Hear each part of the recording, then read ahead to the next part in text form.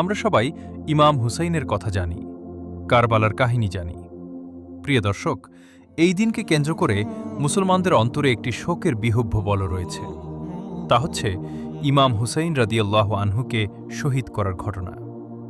প্রিয় দর্শক, তা আমরা সবাই জানি, কিন্তু আমরা কি জানি ইমাম হুসাইন রাদিয়াল্লাহু আনহুকে শহীদ করার পরে সেই রক্তপিপাসু ইয়াজিদের কি পরিণতি হয়েছিল?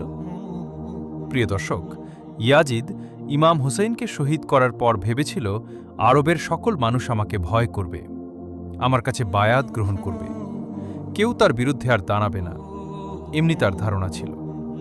সে ভেবেছিল যখন আমি রসুল সাল্লাল্লাহু আলাইহি ওয়াসাল্লামের আওলাদদের শেষ করে দিতে পেরেছি, কাজেই এবার আমার সামনে দাঁড়ানোর মতো আর কোনো শক্তি নেই।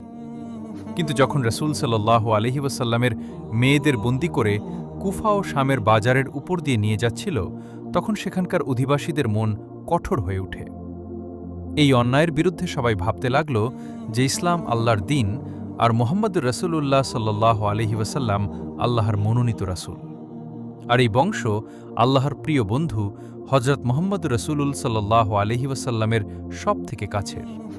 আর এই বংশের সাথে যে এমন করছে, তাকে বাদশা বলা সব থেকে বড় অপরাধ হবে। এই ঘটনা দেখে মদিনার শাসক যখন ইয়াজিদের শাসনকে অস্বীকার করল, এই জালেমের